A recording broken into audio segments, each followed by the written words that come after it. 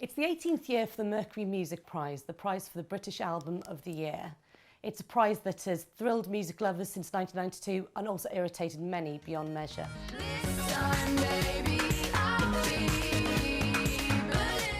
This year's nominees include #1 records like LaRue's debut album of cool and menacing electronic pop and Florence and the Machine's collection of strange, brazen songs.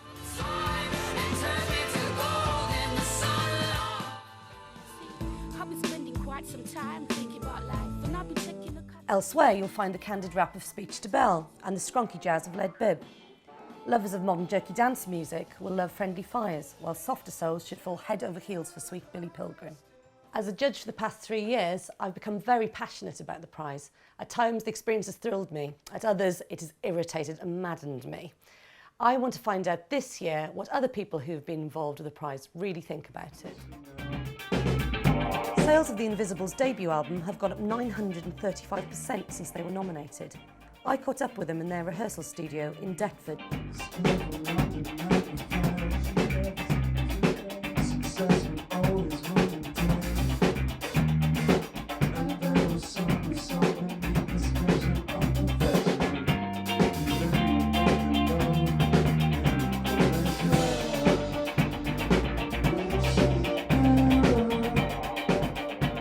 Where were you when you found out that you were nominated?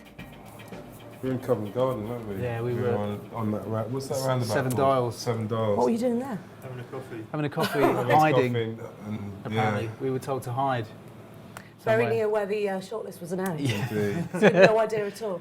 Well, we didn't know for sure. We'd just been told to be available, but we didn't take that as a certainty by any stretch of the imagination. How do you think it'll change your career? Just to have that platform is amazing. The exposure it gives you, and it is seen as a credible award. It's globally respected. When people say so-and-so are the jazz act, so-and-so are the folk act, do you think, and now having been nominated, what do you think of that? I really like the fact that those sort of bands, Yeah, get an opportunity to reach, it kind of evens out the playing field. Probably a way of countering that criticism would be if one of those bands, one of the outsiders, just kind of, like a Lead Bib or whatever, actually won the award. It would really, I think, give. I feel under everyone pressure even now. more.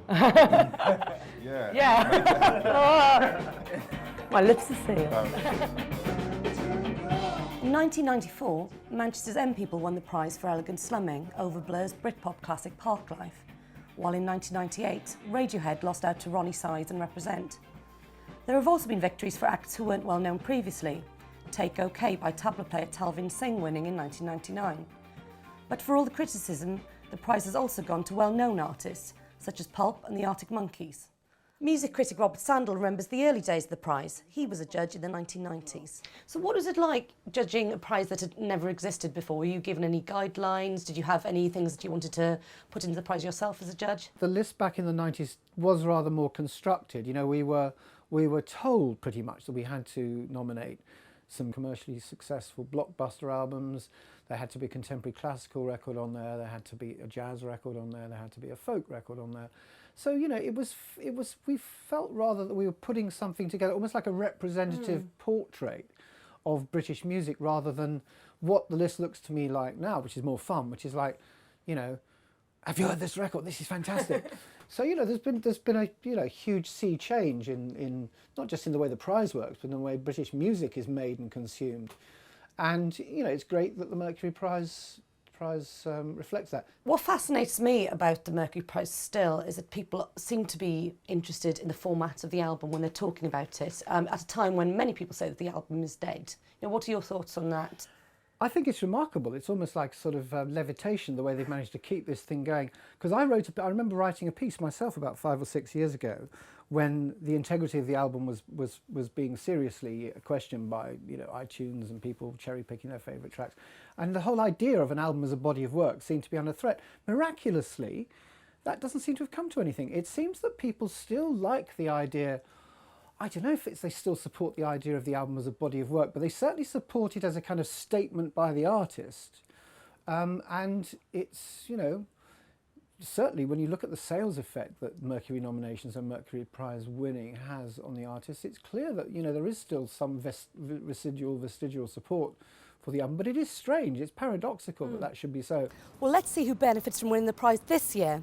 All will be revealed tonight at the Grosvenor Hotel when me and the other judges lock horns about our preferred choices. Will it be the Horrors, Las Vegas, Lisa Hannigan? Let battle commence.